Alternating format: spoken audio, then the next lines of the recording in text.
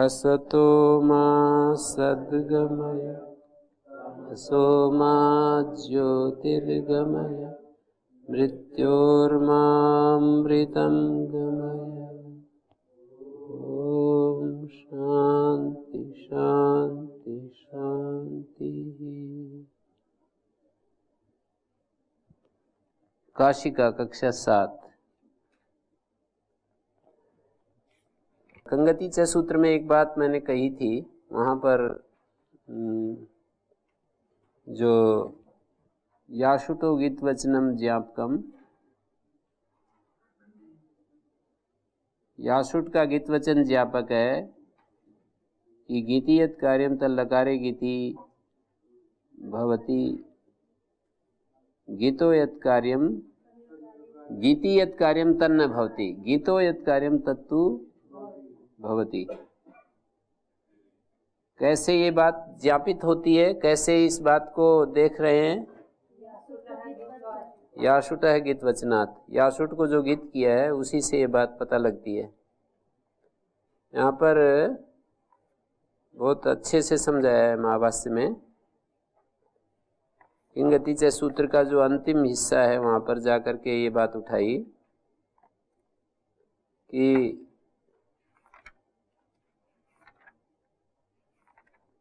लकार का जो गीत है वो आदेशों में स्थानिवत प्रसंग प्राप्त होगा। लकारस्य गीत्वात् आदेशेषु स्थानिवत भाव प्राप्नोति, अचिन्वम असुन्वम अकर्वम। लकारस्य गीत्वात् आदेशेषु स्थानिवत भाव प्राप्नोति, अचिन्वम असुन्वम अकर्वम। माने जैसे गीत लकार है तो उसके स्थान में जो आदेश होते हैं वो भी गीत माने जाएंगे, और गीत माने जाएंगे तो फिर वो किंगतीचे सूत्र के विषय बनने लगेंगे। लकारस्य गीत्वात् आदेशेषु स्थानिवत भाव प्रसंगा इति चेत याशुटो गीत वचना सिद्धम। कहते याशुट के गीत वचन से ये हम जान लेंगे कि न गीत आदेशा गीतो भवन्ति, गीत आदेश गीत नहीं होते। यदि ऐसा ज्ञापन करेंगे तो नित्यम गीता इतश्च सूत्र कैसे लगेंगे? गीतादेश गीत नहीं होते तो ये सूत्र कैसे लगेंगे कि गीतादेश गीत?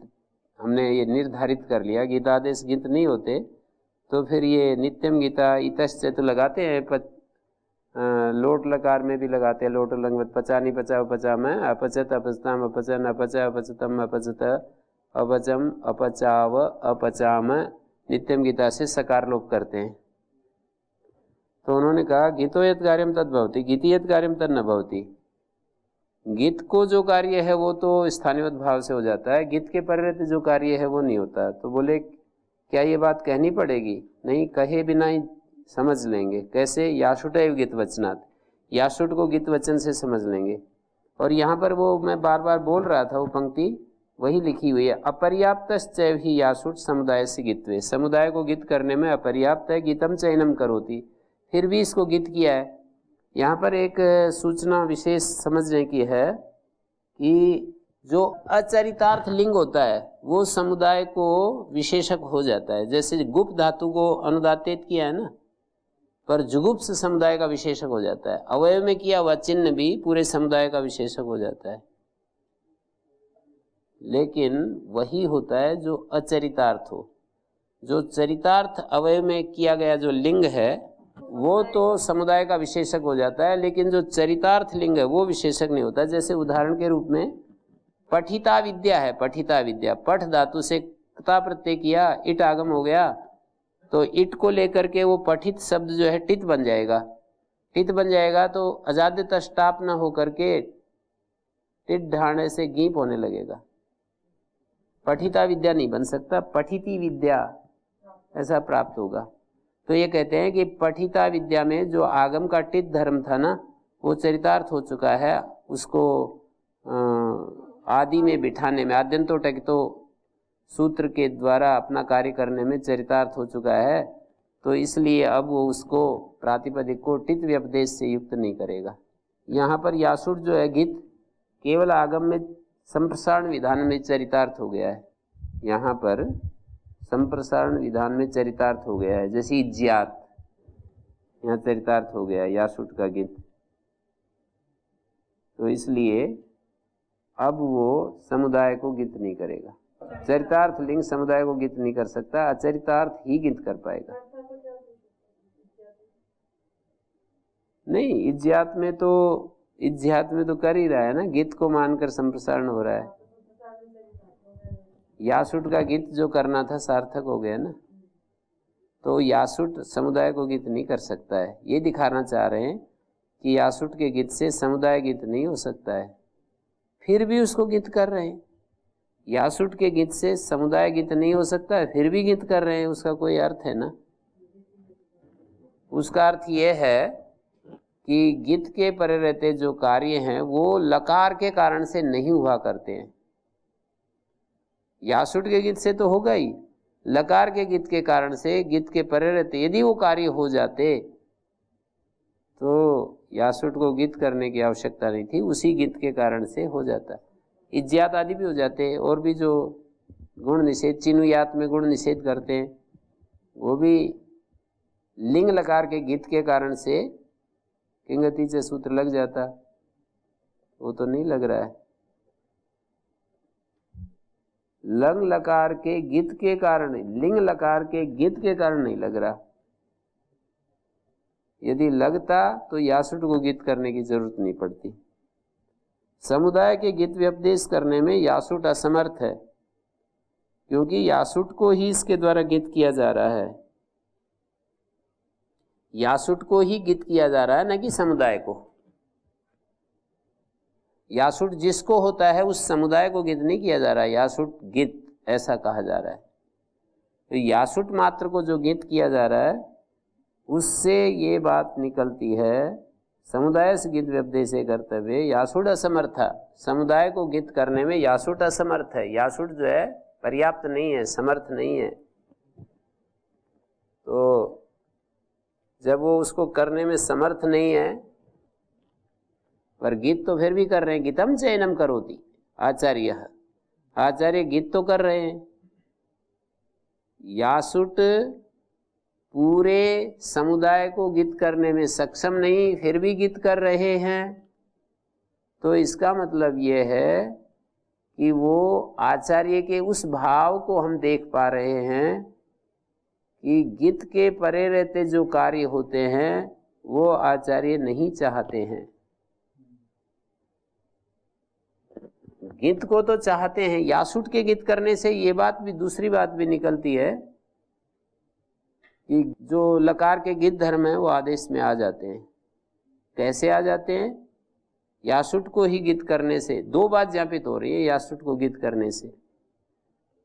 वो आ गया, आने के बाद लकार का गीत धर्म आदेश में आ गया, उसके आने के बाद अब यासुट को गीत करना व्यर्थ हो रहा है। तो गीत की सार्थकता तभी है जब कुछ न कुछ उससे लाभ मिले। तो उसका लाभ यही है कि गीत के पर रहते पूर्व में जो गीत कार्य हैं वो हो जाएंगे या मना हो जाएंगे।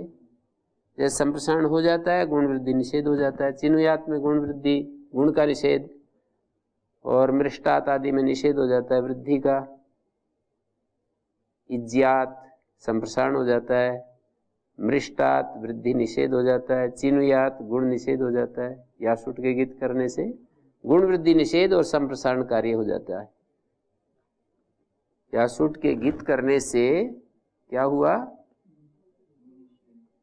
यासुट के गीत करने से गीत के परे लकार के जो गीत धर्म था वो यद्यपि आ गया है आदेश में, लकार का गीत धर्म आदेश में आ गया है, लेकिन आचार्य के इस व्यवहार से हमको ये ज्ञान होता है, ये पता लगता है लकार का गीत धर्म तो आ गया स्थानिवद भाव से, सामान्य प्रक्रिया से आ ही गया वो तो, स्थानिवद आदेशो अनल विधो।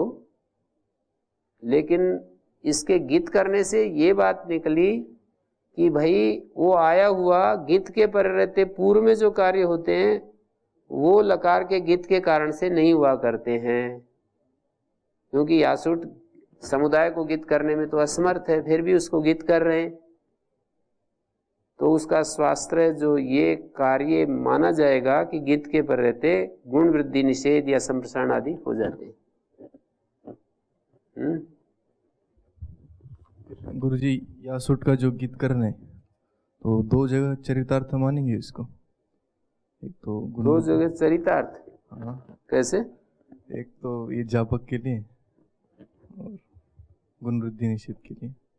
हाँ, बस वहीं के लिए उसका वही प्रयोजन है कि उसने गुण वृद्धि निषेध करवा दिया, चरितार्थ हो गया।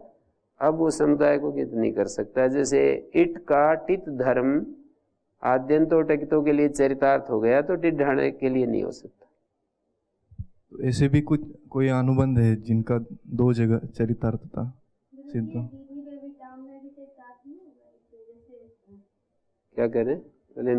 एक अनुबंध का दो जगह पे चरितार्थ था। हाँ, वो तो हो जाता है कभी कभी, कोई ऐसा परिस्थिति बने तो हो जाता है, एक एक से दो दो काम भी।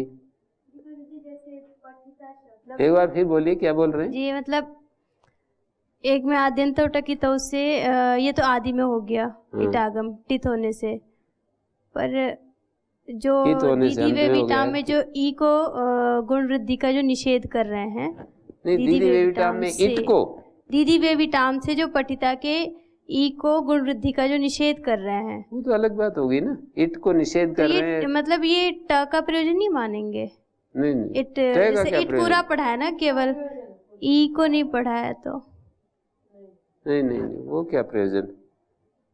वहां तो पठिता में तास को मान करके ई को गुण, टकार तो बस इतना ही है। नहीं, जैसे सूत्र में मतलब पूरा पढ़ा है ना, दीदी बेबीटाम में पूरा इट पढ़ा हुआ है, तो यदि केवल ई पढ़ते नहीं, वो तो नाम ही ले दिया उसमें, क्या वो तो नाम ही ले दिया ना वहां पर, उसको इसके साथ कैसे जोड़े? वो तो नाम ही ले दिया कि भाई इट को गुण नहीं होता।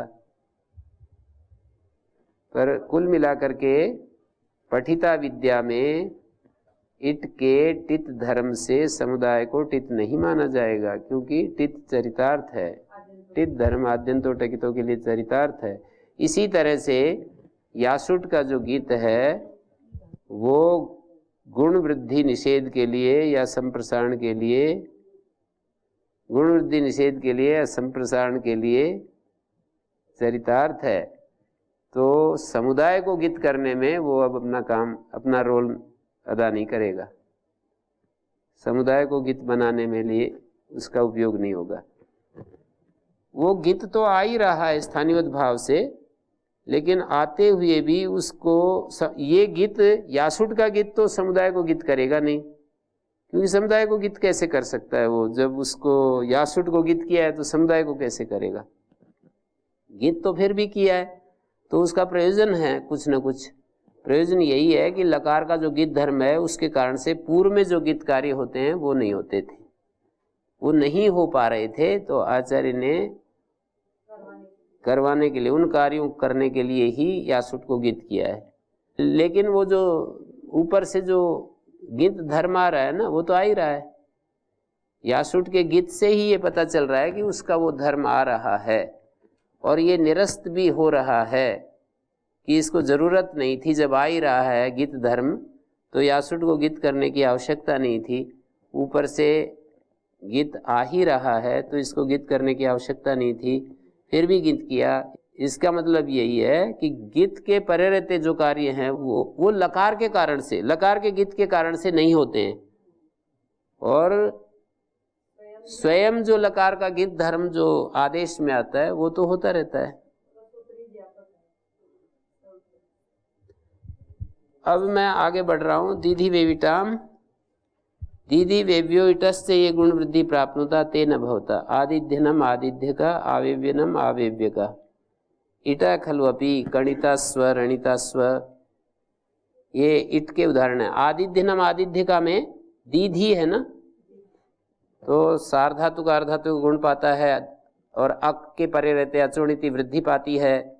आवेव्यम में उसी तरह से आवेव्यनम आवेव्य का गुण वृद्धि पाते हैं।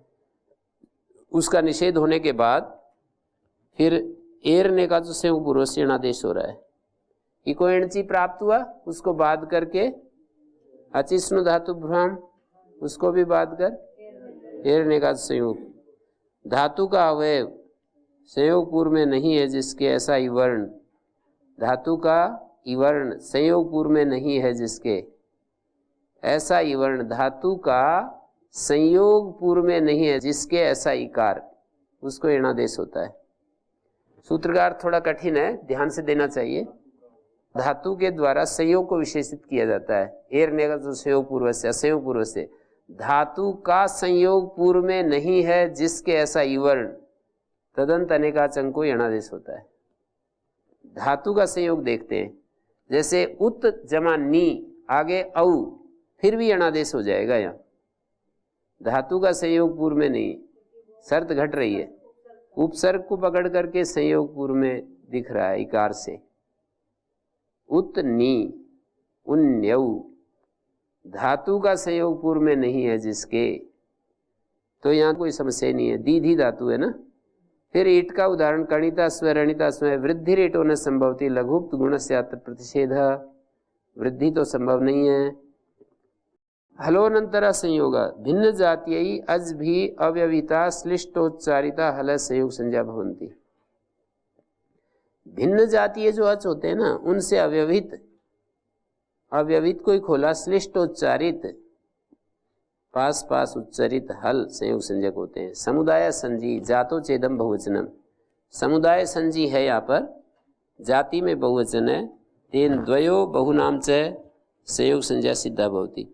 जैसे अग्नि में ग और न, अश्व में श और व, कर्ण में र और न, इंद्र में, चंद्र में, मंद्र में न द र, उष्ट्रो राष्ट्रम राष्ट्रम षट र, तिलान स्त्री आवपति, बहुत सारे दिखाने के लिए सब दिखा दिया। तिलान स्त्री आवपति, न स त र या न त स त र या, ये दो पक्ष कैसे बन रहे पता चला। तिलान, तिलों को स्त्री बो रही, बिजाई कर रही है, तो तिलान स्त्री आवपति, न स त र य, और दूसरा पक्ष दिया न त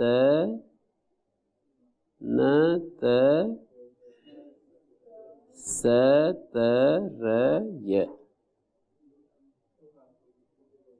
तिलान स्त्री आवपति, तिलान के बाद नश्च, दहसी दुट नश्च सिदुक, नश्च सूत्र है ना, सकार के परे तो धुटागम, खरीचे से ध को तय हो जाता है ना, तो न त, फिर क्या है स है, फिर त है, फिर र है, विकल्प से होता है ये धुटागम।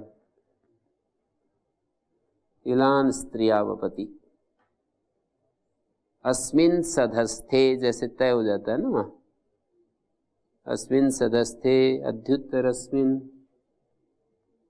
हलय तिकिम तितौ छत्रम, हलय क्यों पढ़ा, तो कह रहे हैं तितौ छत्रम संयुगान्त लोपयति लोपस्यात्, तितौ छत्रम में अ और उ की संयोग संज्ञा यदि हो जाए तो संयुगान्त लोप होने लगेगा। अनंतराय तिकिम पचति पनसम, यहाँ पर पनसम कटहल को कहते हैं, पचति पनसम में स और मैं की संयोग संज्ञा नहीं होगी।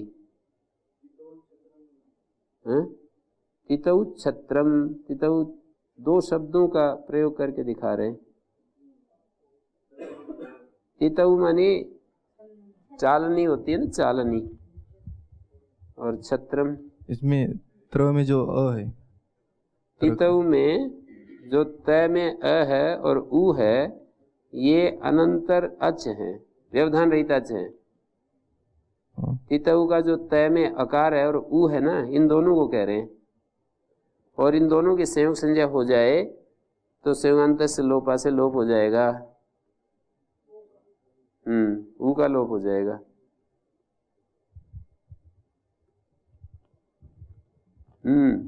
तो पचति पनसम में स और मैं को संयुगान्त लोपा स्यात्, लोप होने लगेगा। यदि स और मैं की संयोग संज्ञा हो जाए तो संयोगादि सकार का लोप होने लगेगा पदांत में। संयोग प्रदेशा संयुगान्त लोपा इत्येवमादय। यदि अचोर अपि अनंतरयो संयोग संज्ञा स्यात्, एक बात, और पनसम में स्को संयोगादयो रंते चैति, एक कार्य उदाहरण होता है, एक रूप उदाहरण होता है, जानते हैं? जैसे ऊपर जो उदाहरण दिए हैं, ये अश्व, कर्ण, अग्नि, ये सारे रूप उदाहरण है। और ये पचती में जो च, प, च, ये सारे रूप उदाहरण है। कार्य उदाहरण पनसम में मिलेगा। स और म की यदि संयोग संज्ञा हो जाए तो उसको संयोगाद्योरन्ते च स का लोप हो जाएगा। रूप उदाहरण और एक कार्य उदाहरण, दो उदाहरण होते हैं। तो कार्य उदाहरण उसको कहते हैं कि जहाँ कार्य दिखा सके संज्ञा का। रूप उदाहरण होते हैं केवल रूप मात्र दिखा सके, कार्य नहीं दिखा सके। तो जो इंद्र, चंद्र आदि शब्द हैं, राष्ट्र, भ्राष्ट्र आदि शब्द हैं ना, ये कार्य नहीं पा रहा है, केवल दिखा रहे हैं कि भाई यहाँ भी संयोग संज्ञा के लिए अवकाश है। संयोग संज्ञा का अवकाश तो है ही। तिलान, स्त्रियावपति आदि सारे उदाहरण रूप उदाहरण है। कार्य उदाहरण है पचति पनसम में, इसको संयोगाद्योरन्ते च सूत्र से संयोगादि सकार का लोप हो जाएगा।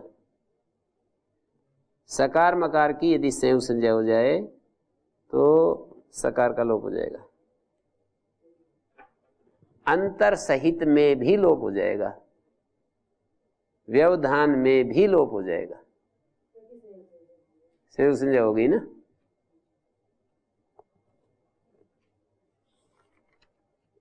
हाँ जी बोलिए।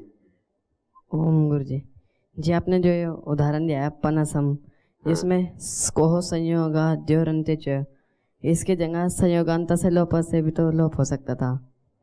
उसको बाद लेता है वो सूत्र, अपवाद है उसका। असिद्ध हो रहे हैं पूर्वोत्तरा सिद्धम से। अपवाद स्थल में वो नहीं लगता। पूर्वोत्तरा सिद्धम, पूर्वोत्तरा सिद्धे, पूर्वोत्तरा सिद्ध प्रकरण में भी अपवाद प्रसंग में वो नहीं लगता है।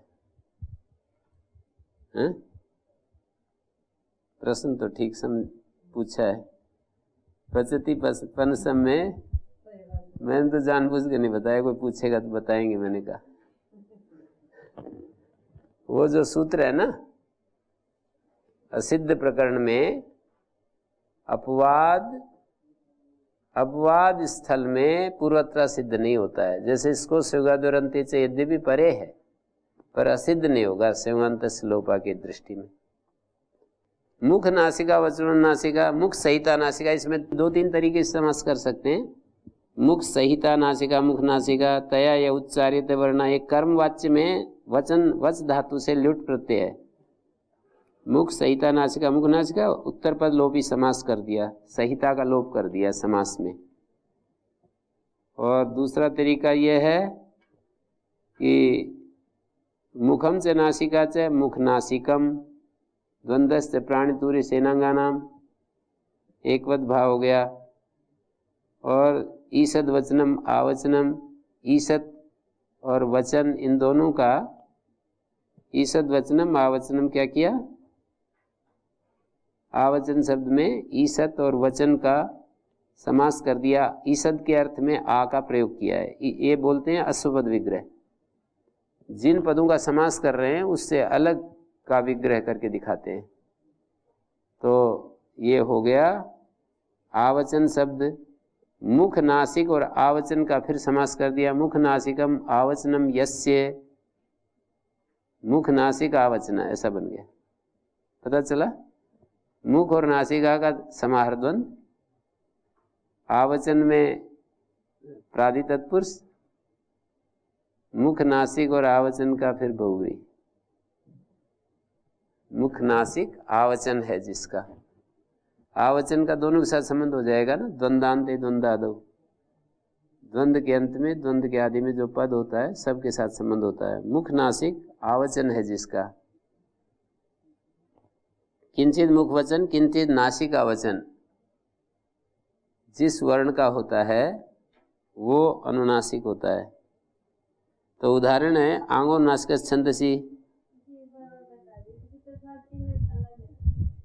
मुख नासिका वचना जो शब्द है यहाँ पर मुख संहिता नासिका, मुख सहिता नासिका, मुख सहित नासिका को मुख नासिका कह दिया, सहिता का लोप कर दिया। और मुख सहितया यह उच्चार्यते, मुख सहितया नासिकया यह उच्चार्यते, मतलब मुख नासिका का मतलब हो गया मुख सहित नासिका, मुख के साथ नासिका,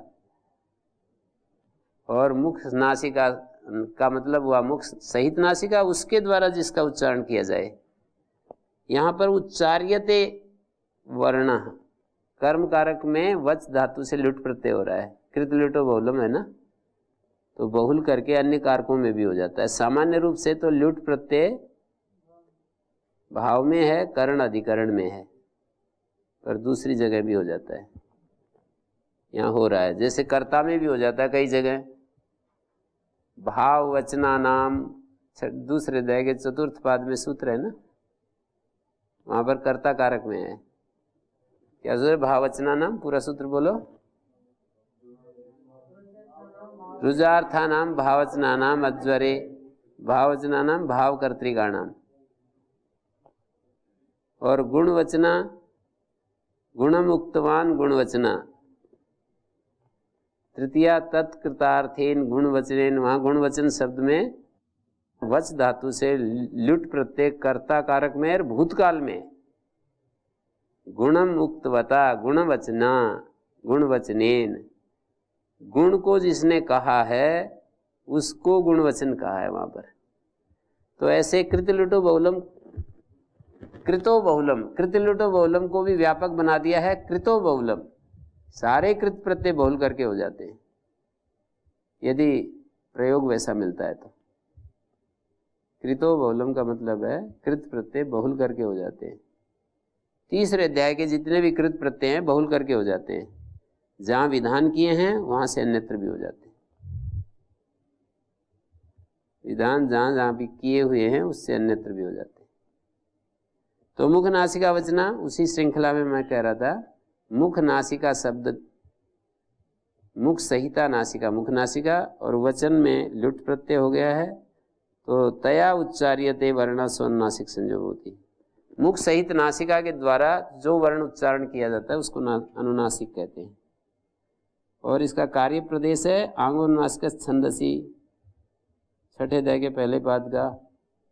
आंग को अनुनासिक हो जाता है वेद में, अभ्र आ अप आ बन गया, गभीर आ उग्रपुत्र, और क्या है चन आ इंद्र।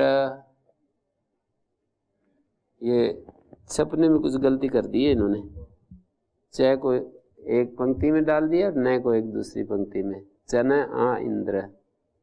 मुख ग्रहणम किम अनुस्वार से भी स्यात्, मुख ग्रहण इसलिए है कि अनुस्वार को होने लगेगा ये। नासिका ग्रहणम किम कचट तपानाम मा भूत। यदि नासिका वचन और नासिका सूत्र बनाएंगे तो क्या होगा? नासिका वचन है तो अनुस्वार होता है, नासिका से बोला जाने वाला वर्ण अनुस्वार होता है, तो उसकी होने लगेगी। और नासिका ग्रहणम किम कचट, केवल मुख से तो कचट पर बोले जाते। तुल्यास प्रयत्नम सवर्ण पर आ जाइए। यहाँ पर द्वंदान्ते द्वंदादो श्रूयमाणम पदम प्रत्येकम साविसंबध्यते। तुल्य शब्द द्वंद के आदि में यदि मानते हैं तो प्रत्येक के साथ संबंध हो जाएगा, तुल्य आस्य और तुल्य प्रयत्न। तुल्य शब्द आस्य और प्रयत्न दोनों के साथ संबद्ध हो रहा है। यहाँ पर द्वंद गर्भ बहुव्रीहि एक समास हो जाएगा, त्रिपद बहुव्रीहि एक समास हो जाएगा। पहले तुल्य और आस्य के बीच में तत्पुरुष समास, फिर प्रयत्न शब्द के साथ बहुव्रीहि, आस्य और प्रयत्न में तत्पुरुष समास, तुल्य शब्द के साथ बहुव्रीहि। 4 तरह का समास हो सकता है। क्या क्या? एक त्रिपद बहुव्रीहि, तुल्य आस्य और प्रयत्न का, तीनों पदों का बहुव्रीहि। तुल्य है आस्य में प्रयत्न जिसका, उसको तुल्यास्य प्रयत्न कहते हैं। आस्य शब्द 2 तरह का शब्द होता है ये, एक तद्धितांत और एक कृदंत। कृदंत आस्य का अर्थ होता है मुख, अस धातु से री हलो ण्यत प्रत्यय किया, हलंत धातु से ण्यत प्रत्यय किया तो अस आगे ण्यत, अतुपधाय से वृद्धि हो गई तो आस्य बन गया। तो ये किस कारक में प्रत्यय किया? वैसे तो ण्यत प्रत्यय कृत प्रत्यय है, तयोरेव कृत्यकता खलर्था, अकर्मक से भाव में, सकर्मक से कर्म में, यही है इसकी व्यवस्था। लेकिन मैंने बताया ना कृतो बहुलम, बहुल करके हो जाते हैं ये सब, कृत लुटो बहुलम बहुल करके हो जाते हैं। हाँ, अस्यंती प्रक्षिपंती वर्णा अनेन कर्ण कारक में, और वो भी हो जाता है जो अस्यते प्रक्षिप्यते अन्नम अस्मिन, तो अधिकरण हो जाएगा। प्रक्षिप्यते अन्नम अस्मिन और अस्यंती प्रक्षिपंती वर्णा अनेन, तो कर्ण कारक में हो जाएगा। साधन बना रहे ना। तो आस्य शब्द जो होता है वो कृदंत जो आस्य शब्द है मुख का वाचक है। वांग में आस्य अस्तु इत्यादि में जो प्रयोग हो रहा है ना, और तद्धितांत आस्य शब्द स्थान का वाचक है। आस्य भवम आस्यम, मुख में होने वाला क्या है? वो मुख में होने वाला स्थान है। जो तालु, मूर्धा, दंत, ओष्ठ इत्यादि जो स्थान है उनको आस्य कहा जा रहा है। पहला कृदंत आस्य शब्द जो होगा वो तो मुख का वाचक होगा। और आस्य भवम आस्यम, आस्य शब्द से तत्र भवार्थ में दिगादि भी यत कर दे, यदि दिगादि शब्दों से यत हो जाता है तो दिगादियों से यत यदि कर देते हैं तो फिर वो स्थान अर्थ को देगा। तो त्रिपद बहुब्री करते हैं तो तुल्य आस्य प्रयत्नो यस्य तत्तुल्यास प्रयत्नम, तुल्य है स्थान में प्रयत्न जिसका। अच्छा, मैं एक बात पूछता हूँ अब, जैसे तुल्य है स्थान में प्रयत्न कर रहे हैं ना, तो प्रयत्न विशेषित हो रहा है ना। तो मान लीजिए अ और ई है, अ भी अष्टाध्यायी में तो विपरीत माना जाता है और ई भी विपरीत है ही। तो स्थान जो है, एक का कंठ है और एक का तालु है, तो स्थानों में प्रयत्न तुल्य देखा जा रहा है। तो स्थानों में जब प्रयत्न तुल्य देखेंगे तो अ और ई की भी सवर्ण संज्ञा होनी चाहिए। क्यों नहीं हो रही? क्योंकि तुल्य जो है प्रयत्न से जाकर के जुड़ रहा है ना। तुल्य प्रयत्न, स्थानों में प्रयत्न की तुल्यता देखी जा रही है। प्रयत्न की तुल्यता जब देखी जाएगी तो फिर स्थान भेद होने पर भी सवर्ण संज्ञा होने लगेगी, जो कि अनिष्ट है। वो क्यों, कैसे उसको बचाओगे? पता चल रहा है?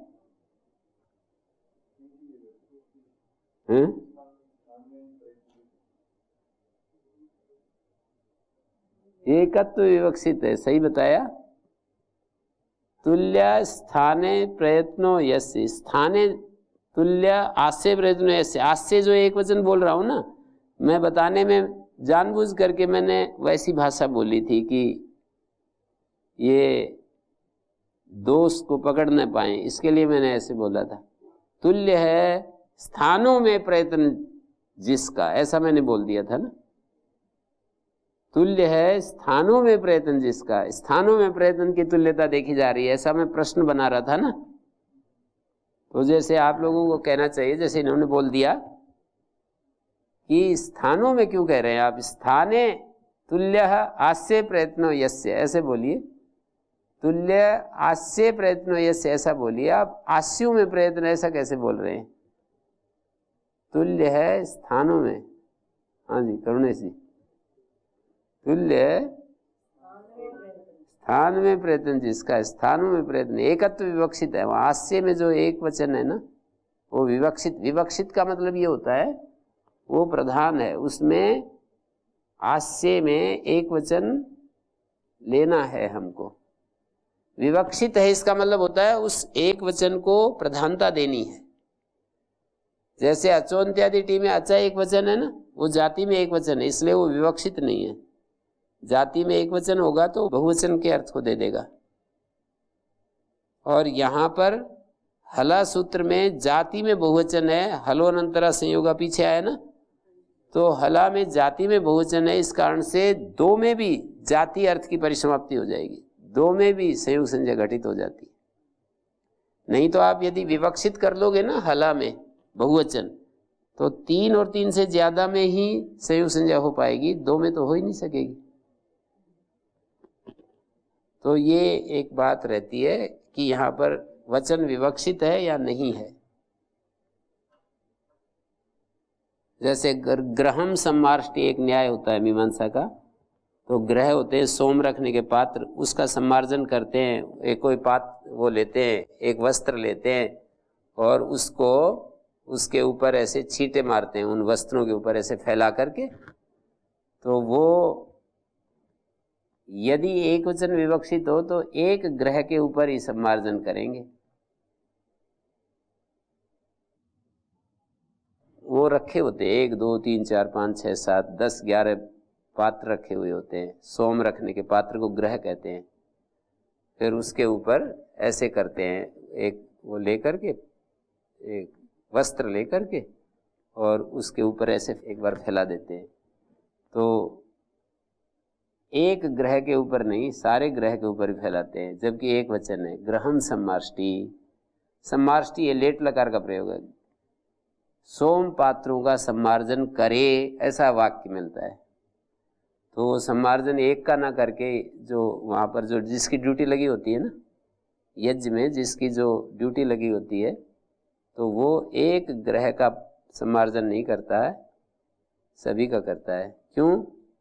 ग्रह में वचन विवक्षित नहीं है, उद्देश्य है। ग्रह में उद्देश्यगत संख्या जो होती है विवक्षित नहीं होती, विधेयगत संख्या विवक्षित होती है।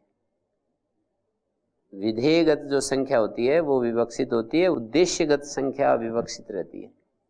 जैसे पशुना यजेत, यहाँ पशुना में विधेय, पशुना जो है वो विधेय बना हुआ है, उसमें जो तृतीया विभक्ति हो रही है ना, वो एक वचन, तृतीया का जो एक वचन है वो विवक्षित है। पशु के द्वारा याग करे, ऐसा कहा है। तो आप पशु के द्वारा याग करेंगे तो अब ये एक वचन को पकड़ करके एक ही पशु लेना चाहिए, या ग्रहम सम्मार्ष्टि की तरह यदि इसको भी आप अविवक्षित कर दोगे तो बहुत सारे पशु लाने पड़ेंगे। तो कहते हैं कि यहाँ पशुना में विधेयगत संख्या इसलिए विवक्षित है, विधेयगत संख्या विवक्षित होती है। पशुना में विधेय क्या है? पशु का विधान किया जा रहा है। याग तो पहले से ही अग्निहोत्रम जुहुयात स्वर्ग कामा, याग का विधान तो पहले ही हो चुका है। अग्निहोत्रम जुहुयात स्वर्ग कामा, स्वर्ग की जो कामना करता है उसको अग्निहोत्र करे, मतलब ऐसा विधान किया। फिर पशुना यजेत आ गया, दधना यजेत, पशुना यजेत, ऐसे ऐसे एक एक वाक्य आते हैं। वहाँ पर ब्राह्मण ग्रंथों में, शोध सूत्रों में ऐसे वचन आएंगे, तो उन वचनों की व्याख्या करते हैं। तो मीमांसा का काम यही होता है। मीमांसा कर्मकांड का ग्रंथ नहीं है। मीमांसा जो है वाक्यों का अर्थ कैसे करना चाहिए, इतना मात्र उसका प्रयोजन है। कोई भी वाक्य आता है ना, तो उसका अर्थ कैसे करना चाहिए हमको, मतलब उदाहरण वाक्य उसके दे रखे। उदाहरण तो कोई कहीं का भी दे सकता है। जैसे काव्य प्रकाश में श्रृंगार रस के उदाहरण दे रखे हैं, और कोई मतलब विद्वान प्रयास करे तो सारे उदाहरण शांत रस के भी दिए जा सकते हैं। तो उसको ब्रह्मचारियों को पढ़ने के लिए मना करते हैं काव्य प्रकाश को, क्योंकि सारे उदाहरण श्रृंगार रस के दिए गए हैं। तो उसमें जो विषय वस्तु है, मतलब उसमें जो काव्य प्रकाश में जो क्या कहना चाहिए हैं, काव्य के लक्षण आदि जो भी कुछ है वो तो बढ़िया है, पर उसके जो उदाहरण है वो कहते हैं कि ब्रह्मचारियों को अच्छे नहीं है पढ़ने के लिए। सारा चित्रण जो है वही है। तो उदाहरण तो कोई भी दे सकते हैं। इसीलिए काशिका में कुछ उदाहरण ऐसे आते हैं कि जो थोड़े अच्छे उदाहरण नहीं है, मतलब तो उन उदाहरणों को हटा करके यदि हम देखें तो काशिका तो ठीक ही ग्रंथ है। ऐसे बोल देते हैं ना कई लोग कि ये अनार्स ग्रंथ है, तो अनार्सता इतनी मान लेते हैं कि इसमें जो उदाहरण दिए हैं वो अच्छे नहीं हैं। तो उदाहरण जो होते हैं वो अपनी रुचि के अनुसार देते हैं, जो भी देते हैं। उदाहरण कहीं कहीं आ जाते हैं, अश्लील उदाहरण।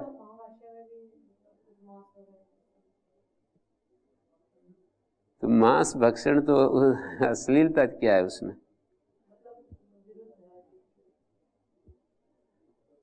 उदाहरण तो उस समय के अनुसार जैसा होंगे, उनके सामने विद्यार्थी बैठे हुए उनको दे रहे होंगे।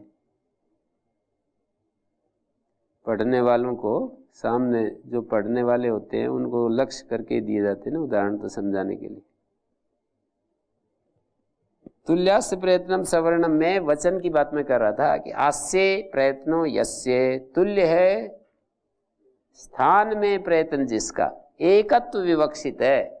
तो एक स्थान में यदि प्रयत्न तुल्य देखोगे तो अ और ई की जो मैं आपत्ति दिखा रहा था ना, वो आपत्ति नहीं बनेगी। दूसरा समास, तुल्य है स्थान और प्रयत्न जिसका, द्वंद्व बहुब्री।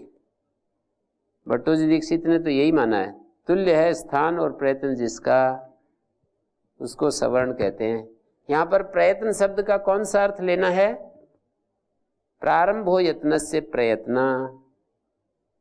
जब हम द्वंद्व गर्भ बहुब्री करते हैं तो प्रयत्न का अर्थ लेंगे प्रयपूर्वक यत धातु से नंग प्रत्यय, प्रारंभो यत्नस्य इति प्रयत्न। और एक प्रयत्न का अर्थ वो भी होता है प्रयत्नम प्रयत्न, भाव में जो नंग प्रत्यय कर दें।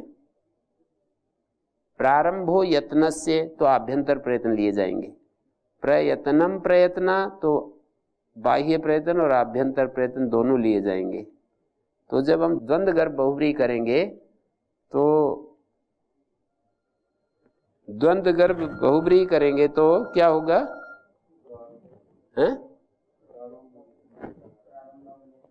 प्रारंभो यत्नस्य, बस प्रारंभो यत्नस्य का अर्थ होता है यत्न का प्रारंभ। यत्न का प्रारंभ जो होता है आभ्यंतर प्रयत्न में होता है, और प्रयत्नम प्रयत्न यदि करेंगे तो बाह्य प्रयत्न आभ्यंतर प्रयत्न सब आ जाते हैं। तो सवर्ण संज्ञा में आपको याद होना चाहिए और समझना चाहिए, दो चीजें नहीं देखी जाती। एक तो बाह्य प्रयत्न नहीं देखे जाते, एक ह्रस्व दीर्घ प्लुत का जो भेद होता है वो नहीं देखा जाता। बाह्यश्च पुनरास्यात् काला, ऐसे वहां पर अयुण सूत्र भाष्य में एक पंक्ति आती है, बाह्यस्य पुनरास्यात् काला। काल जो होता है वो आस्य से बहिर्भूत है। आस्य संज्ञा होती है ओष्ठ से लेकर काकलक तक।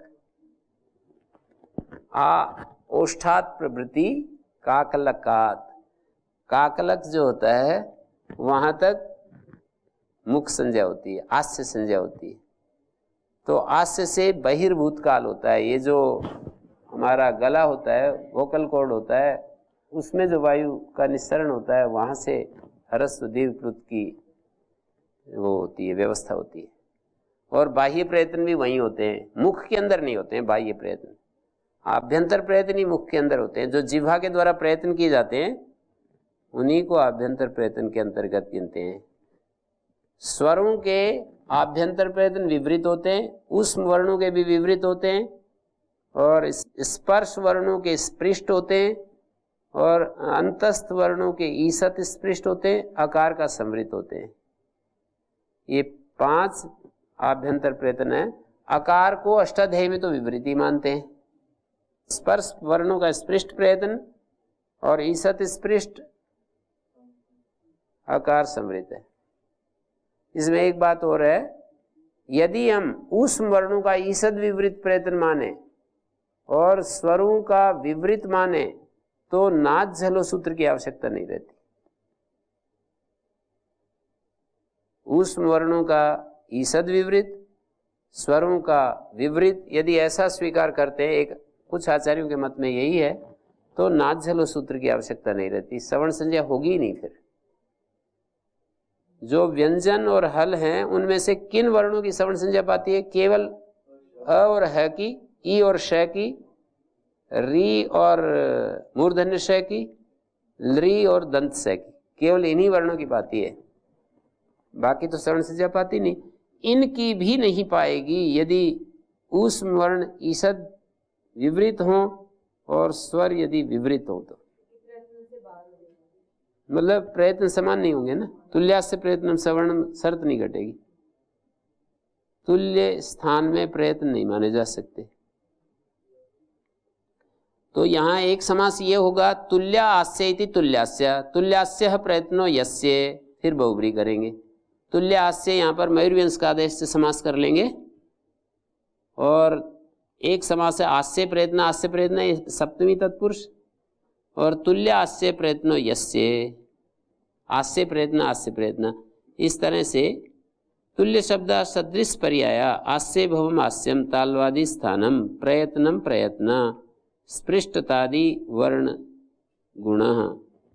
स्पृष्टतादि जो वर्ण गुण होते हैं उनको प्रयत्न कहते हैं। तुल्य आस्य प्रयत्नो यस्य वर्णस्य येन वर्णेन सह, ये अध्याय करेंगे, स समान जातीय प्रति सवर्ण संयोग होती। तुल्य है स्थान में प्रयत्न जिस वर्ण का जिसके साथ, तुल्यता तो दूसरे के साथ देखी जाती है ना। तो तुल्य है स्थान में प्रयत्न जिसका जिसके साथ, वो समान जाति के प्रति सवर्ण संयोग होता है।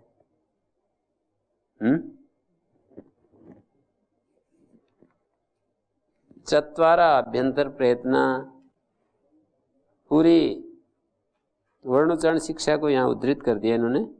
4 आभ्यंतर प्रयत्न है, मतलब जब नाच झलो सूत्र को देखेंगे तो 4 आभ्यंतर प्रयत्न ही रखने पड़ेंगे ना। उस सूत्र के रहते हुए 4, सूत्र के खंडन पक्ष में 5। चत्वारा आभ्यंतर प्रयत्न सवर्ण संज्ञायाम आश्रियन्ते स्पृष्टता ईसत स्पृष्टता। स्पृष्टता तो 25 वर्णों के लिए स्पृष्टता, और 4 के लिए ईसत स्पृष्टता, संवृत्ता आकार के लिए, और विवृत्ता कितने के लिए? 22 4 26, 22 और 4 26, 22 स्वर और 4 ऊष्म। संवृत्ता 1, 22 की बजाय 21 कह सकते हैं। 21 4 25 विवृत्ता, और 1 की संवृत्तता, और 4 के लिए ईसत स्पृष्टता, 26 और 4 30, और 25 कितने हो गए?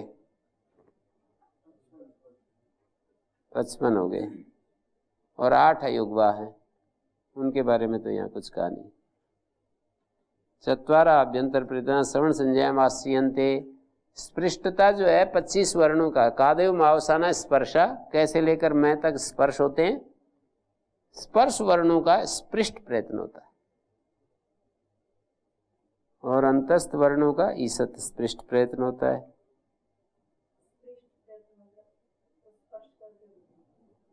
हाँ, वो जिह्वा का स्थान के साथ बहुत जोर से स्पर्श होता है, लोहे की गोले की तरह। ईसत में थोड़ा स्पर्श होता है, विविध अलग ही रहता है। संवृत गले का संकोच हो जाता है। तो ये आभ्यंतरत्व कैसे है इनका, प्रयत्नों का आभ्यंतरत्व, ये जो यहाँ पर गिनाया है, तो उसके लिए बोलेंगे स्थान करण व्यापार के द्वारा, स्थान और करण का जो व्यापार होता है ना, करण मानी जिह्वा, जिह्वा का मध्य भाग, जिह्वा का उपाग्र भाग, जिह्वा का अग्र भाग, और जिह्वा मूल, जिह्वा के 4 हिस्से कर्ण बनते हैं ना। कुल मिलाकर जिह्वा कर्ण होती है वर्णोच्चारण में, पर उसके अलग अलग हिस्से कर्ण बनते हैं। जिह्वा मूल, जिह्वा मध्य, जिह्वा उपाग्र, जिह्वा अग्र, और ओष्ठ, अधरोष्ठ। ऊर्ध्वोष्ठ कर्ण स्थान का काम करता है, और अधरोष्ठ कर्ण का काम करता है। अधरोष्ठ जो है वो कर्ण का काम करेगा, और ऊर्ध्वोष्ठ स्थान का काम करेगा। तो ये जो स्थान और कर्ण के व्यापार के द्वारा उत्पत्ति काल में ही जो उत्पन्न होते हैं उनको आभ्यंतर प्रयत्न कर रहे हैं, उत्पत्ति काल में ही। और स्थान तालवादी और बाह्य प्रयत्न जो है घोष अघोष अल्पप्राण महाप्राण होते हैं। उसको याद करने के लिए 2 प्रत्याहार याद रखने चाहिए, हर्ष और खर। जो हर्ष प्रत्याहार होते हैं, हर्ष प्रत्याहार 20 वर्ण आते हैं ना, 20 वर्ण, ह य व र ल य म ग ण न झ भ घड़ ध ज ब गड़ द, यहाँ तक 20 वर्ण हो गए। तो हर्ष वर्ण जो होते हैं घोष होते हैं, और 13 वर्ण अघोष होते हैं। खर, ख फ छ ठ थ च ट त क प श ष स, ये 13 अक्षर अघोष होते हैं। माने 20 अक्षर व्यंजनों के लिए मैं कह रहा हूँ, 33 है ना व्यंजन, तो 20 व्यंजन घोष होते हैं, 13 व्यंजन अघोष होते हैं। और अल्पप्राण महाप्राण के लिए ऐसे कर लेना चाहिए, 1 3 5 अल्पप्राण होते हैं और अंतस्थ अल्पप्राण होते हैं, 2 4 और ऊष्म वर्ण महाप्राण होते हैं। 1 3 5 और अंतस्थ अल्पप्राण, 2 4 तथा ऊष्म वर्ण महाप्राण होते हैं। ये इनका पूरा डिटेल है। और बाह्यत्व क्यों कहलाता है इनका बाह्यत्व? वर्ण निष्पत्ति काल के बाद में वायुवश इनकी उत्पत्ति होती है। और आभ्यंतर प्रयत्न इसलिए है कि वर्णोत्पत्ति काल में ही स्थानकरण के व्यापार के द्वारा उनकी उत्पत्ति होती है। वर्ण निष्पत्ति काल के पश्चात वायु वेग से, वायु वशात ये बाह्य प्रयत्न उत्पन्न होते हैं। उदात्त अनुदात्त स्वरित जो होते हैं ये भी स्वरों के बाह्य प्रयत्न माने जाते हैं। उदात्त अनुदात्त स्वरित ये भी बाह्य प्रयत्न के अंतर्गत ही गिनते हैं। इनको बताते समय ऐसे बताते हैं, वैसे वर्णोच्चारण शिक्षा में संवृत कंठा, नादानुप्रदाना, घोषा, विवृत कंठा, श्वासानुप्रदाना, घोषा। कंठ जब विवृत होता है तो श्वास, विवृत माने कंठ जब खुलता है तो श्वास का अनुप्रदान होता है, श्वास निकल जाता है और वो घोष नहीं होता है, गूंज नहीं होती है। इनको हम अपने कानों से सुन सकते हैं, ऐसे बोलते बोलते प्रवाह में जब बोलते हैं पता नहीं चलता है घोष अघोष का। हम धीरे शांत होकर के अपने ही कान से यदि सुनेंगे तो क ख और ग घ में आपको अंतर पता लगेगा। क ख ग घ, ग घ में साउंड अलग प्रकार की आ रही है, क ख में अलग प्रकार की। वो क ख की जो साउंड है वो अघोष है और ग घ, क ख ग घ वो घोष। क ख ग घ। और अल्प प्राण महाप्राण के लिए अल्प वायु निकलती है अल्प प्राण और अधिक वायु निकलती है महाप्राण। हमें स्पष्ट पता लगता है, जैसे यरलव श श स बोल करके देखो, ऐसे हाथ को ऐसे करो और बोल करके देखो, हैं क ख। अब आप इसी में अंतर पड़ जाएगा, क बोलिए और फिर ख बोलिए, क ख ग घ, ग बोलिए और घ बोलिए, इसी में अंतर पता चल जाएगा। क ख ग घ, हैं? तो ये अल्प प्राण महाप्राण को पहचानने के लिए। और इसमें स्पृष्ट करना स्पर्शा, कादयो मावसाना स्पर्शा, और स्पृष्टम स्पृष्टता गुणा। और करण क्या होता है? उच्चारण का जो प्रकार है ना, उच्चारण के प्रकार को करण कह रहे हैं। जिह्वा से जो प्रयत्न किए जाएंगे। और यहाँ पर एक सूत्र है, विवृत करना ऊष्माणा स्वराश्च सादय ऊष्माणा। एक सूत्र है वर्णोच्चारण शिक्षा में, सादय ऊष्माणा। उसका अर्थ होता है शादी ऊष्म वर्ण महाप्राण से बोले जाते हैं।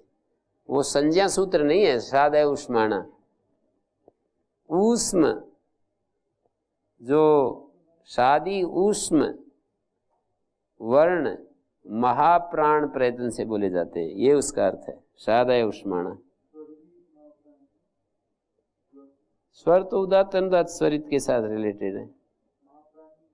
अल्प प्राण महाप्राण अ आ ई उ ऐसे नहीं है।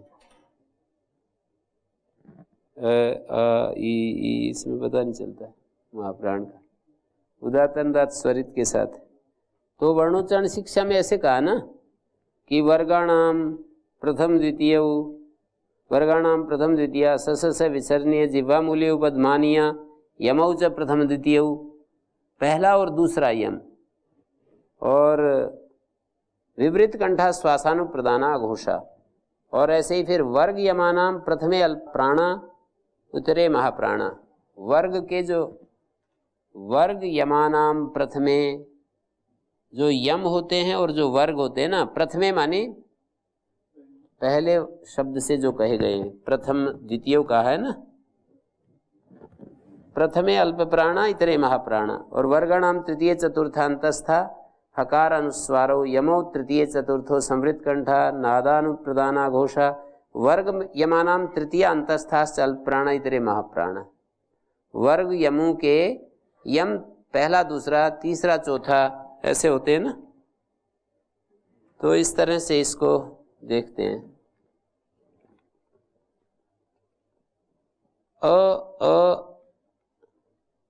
अ इति त्रयो अकार उदात्त अनुदात्त स्वरिता प्रत्येकम सानुनासिका निरनुनासिकाश्च हरस्व दीर्घ प्लुत भेदा अष्टादस्ता विद्यन्ते तथा इवर्णा तथा वर्णा तथा रिवर्णा रिवर्ण दीर्घा न सन्ति तम द्वादश प्रभेदमाचक्षते संध्यक्षराणाम ह्रस्वा न सन्ति तानि अपि द्वादश प्रभेदानि अंतस्था द्विप्रभेदा रेफवर्जिता यवला सानुनासिका निरनुनासिकाश्च रेफोस्मणाम सवर्णा न सन्ति।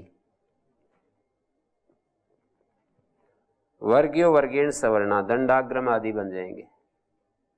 ओम शांति शांति शांति।